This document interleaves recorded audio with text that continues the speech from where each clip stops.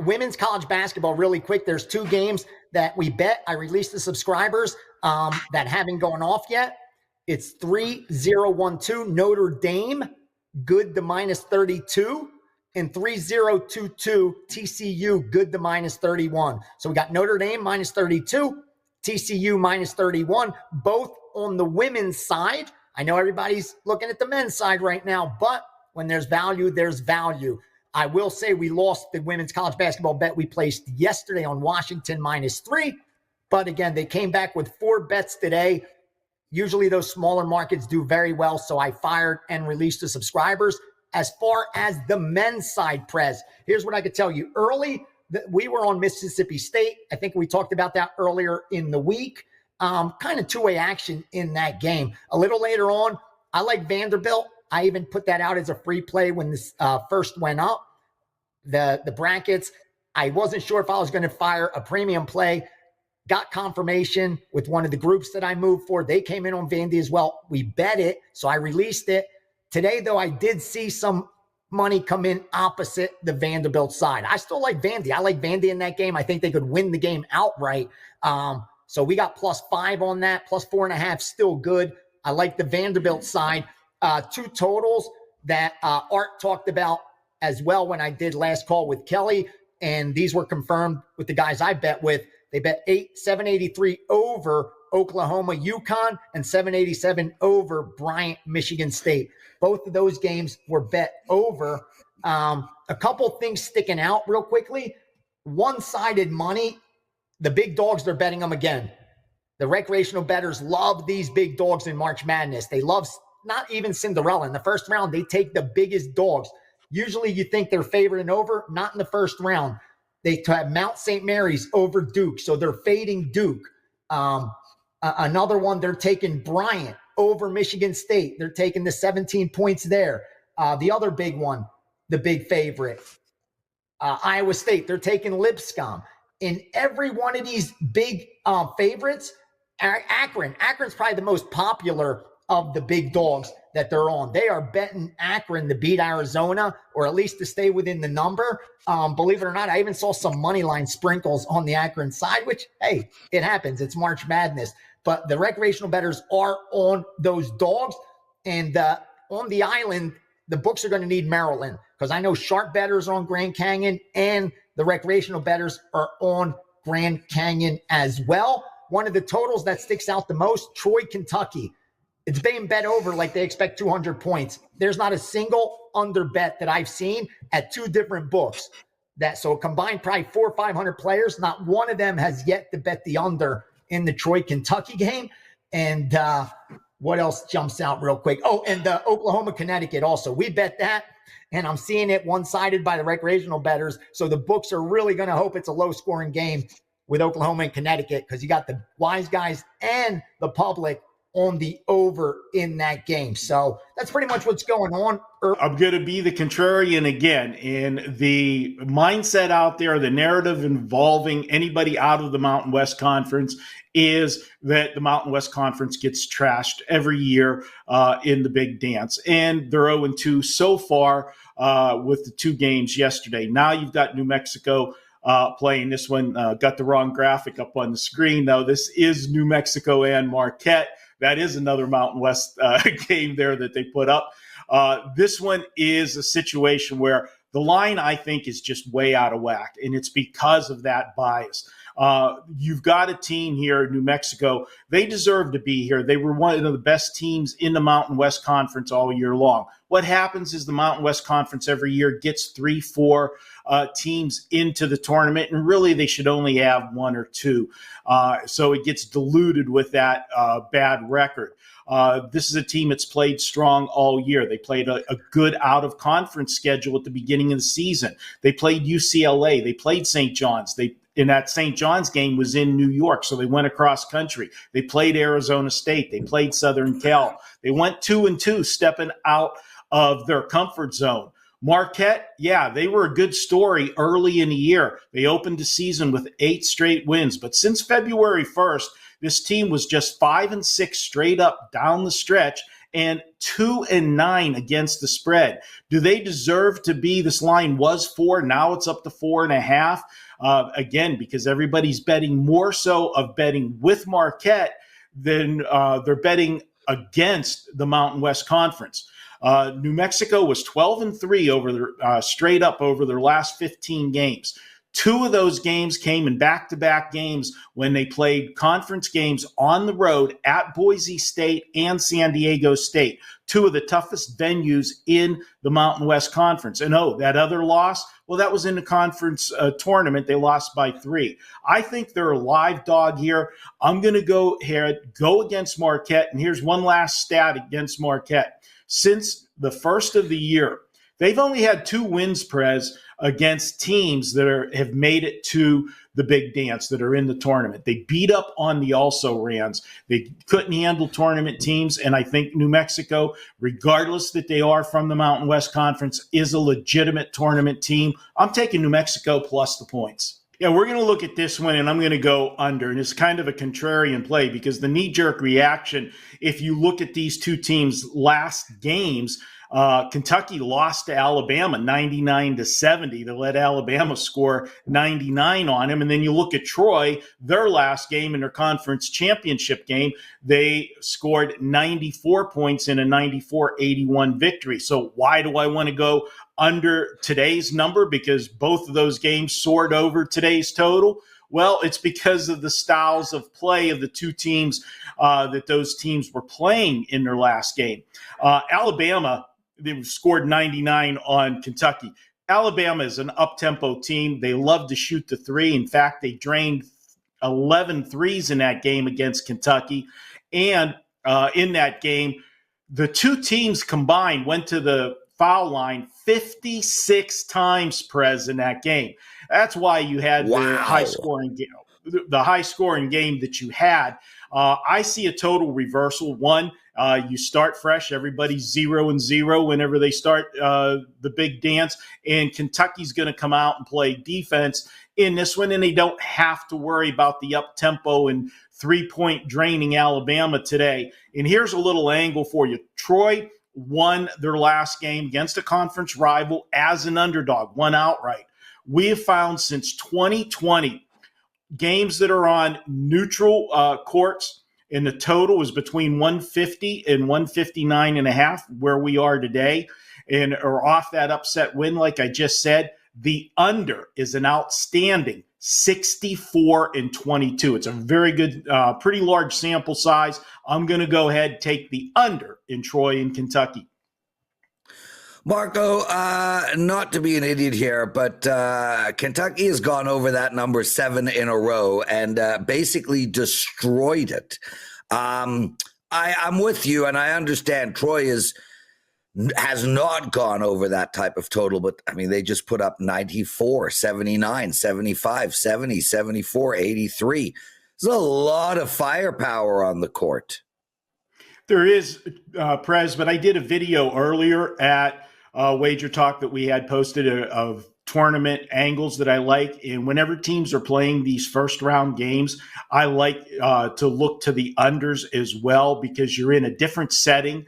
A lot of these venues, Prez, they're not, actual basketball venues. They're much larger. The sight lines are a lot different. Plus, these teams have had 4 or 5 days to prepare defenses, and games start slow. And when they start slow, they tend to stay slow in that first round. It's a different story when they're playing the second game in that same venue. You know what? Oklahoma, Prez, they've been an ATM for their backers. Last 7 games entering the tournament, they've covered 7 in a row against the spread.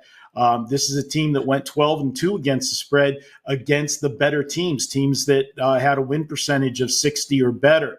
UConn, for most of the season, Prez, were money burners for their backers. Why? Well, because they were, overvalued. Back-to-back national champs, you're going to carry a tax with you, so to speak, as the odds makers made you pay if you wanted to back them. But they did go 5-1 straight up down the stretch, 4-1-1 against the spread. UConn plays tenacious defense. They've held 8 of their last 12 opponents to 40% or less from the field. The thing here that I'm going to look at, and this is one of those ones where I have mixed emotions. I think that Connecticut actually moves on in this game, but I'm not going to lay the points with them. In fact, I'm not going to take the full game. What I'm going to look at is a first half wager. Why? Because, as I said, this team has been overvalued all year by the lines maker, and teams have hung around with them in the first half because Connecticut has gotten off to some slow starts. This number is mind-boggling. When Connecticut is installed as a favorite, which they've been in almost every game this year, first half wager, if you bet against them, you would be 20-5 against the spread this season. Going against Connecticut first half, I'm going to take Oklahoma. I'm going to take them plus the 3 points here in the first half. We're going to get in and get out with a first half wager, but I really do think that as the game goes on, Connecticut's defense will take command in the second half. But we're going to try the first half with Oklahoma plus the 3. Usually I would shy away from these big totals in first round games because A, usually they're justified, and B, because of the propensity of games to go under in the first round, and especially, like Marco said, to get off to slow starts. However, I'm going to buck that theory here. I mean, this is an Akron team. They play at an extremely fast pace, number 16 in offensive tempo nationally. They've scored 90-plus points in 10 times this year, 80-plus points in 23 of 31 games. But also, they allow a ton of free throws. They're number 202 in the nation in free throw attempts allowed, and that spells problematic against an Arizona team that's 18th nationally in free throw percentage at 78.4%. Speaking of Arizona, Prez, number 12 offensively in terms of efficiency, number 55 in offensive tempo. So they're a willing dance partner with Akron as far as playing at a fast tempo. Arizona, has scored 80 points or more in 20 of 32 games this year, while playing against the fourth strongest schedule in the country. So they're not piling up those points against cream puffs. Akron offensively, Akron is off a 76-74 loss in the MAC final to Miami of Ohio. That game went under 159, 3-0 to the over in their last 3, off an under 173-point score per game. Their last 5, despite just scoring 76 in the last game, their last 5, they're averaging 91 points a game, 50.8% shooting, 42% from beyond the three-point line, 78% from beyond the free throw line. Arizona 4-0 to the over this year, or in their last 4, whenever a total of 153 or more. And Arizona's offense is not bad either. They're shooting 41.3% from the three-point line over the last 5. I like this game to go over the total of 167.5, and I know I'm going to be in the minority with that opinion. I don't like laying big points, but I'm going to make an exception here. Bryant, 23-11 against the number 319th strongest schedule in the country. I should say weakest schedule. They really played nobody. There are only 2 games against NCAA tournament teams this year. Early in the year, they lost by 22 to St. John's and by 46 at Grand Canyon. They dominated in the American East, granted, but they're 4-9 in non-conference Division I games, including losses to the likes of Fordham, Brown, and here's your favorite school, I know it is, Stonehill, and Siena. Today they're playing Michigan State. I think their brand name is a little bigger than those 4 schools that I just named off. Michigan State, 27-6 on the year against the 25th strongest schedule in the country. They've won 8 of their last 9. They're only lost in that sequence by 3 in the Big Ten semifinals, losing to Wisconsin, who's not a bad team in their own right. This is a Michigan State team that's gone 10-4 this season when facing teams that are in the NCAA tournament this year. Their current stretch of 8-1, 6 of those 8 wins against NCAA tournament teams. Number 5 in defensive efficiency, number 1 in three-point defensive efficiency, number 8 in defensive rebounding, number 28 in offensive rebounding. They don't shoot the ball well, but they do a lot of the marginal stuff really well. I'm going with Michigan State here Wouldn't shock me to see this be close to a 30-point margin for Michigan State, but I'll just lay to 17.5 and not get greedy.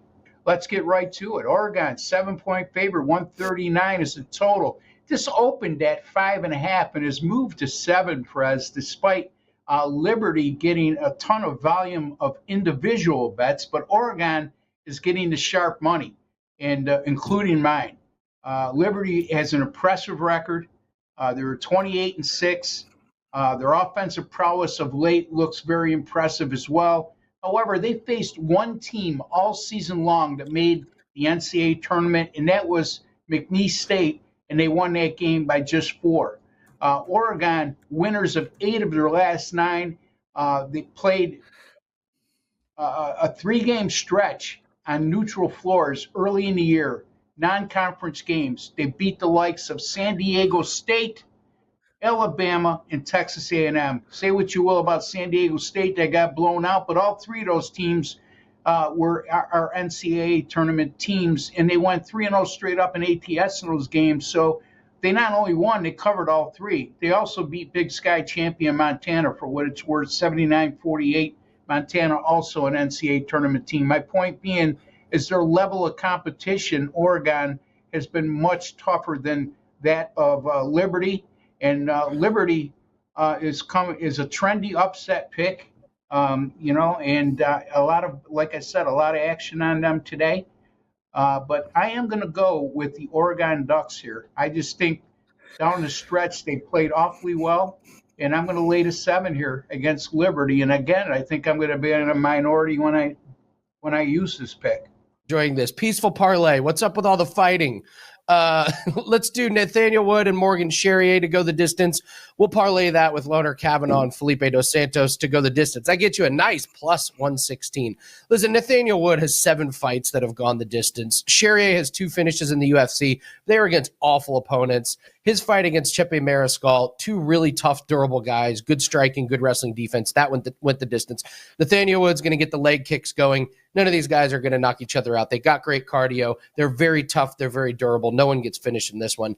And then Kavanaugh, Dos Santos. Listen, Dos Santos has had 3 UFC fights. All 3 went the distance. He went the distance against Manel Kopp, who's probably getting a title shot.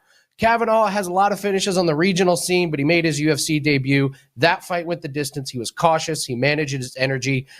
These guys are going to be toe-to-toe on the feet, but I think this goes to the ground where Kavanaugh eats up a lot of minutes. I have both fights to go the distance. Let's go to Amen Thompson, over 10.5 rebounds plus assists. What he's been doing with the stat sheet is incredible, Prez. Over in 18 out of 20 games. He's averaging 13 rebounds plus assists in those 20 games, but what's amazing is 11 potential assists and 13.6 rebound chances. He's playing 37 minutes, and he gets a great matchup against Miami, 22nd most rebounds, 17th most assists. Amen Thompson, look for another big game from him, over 10.5 rebounds plus assists.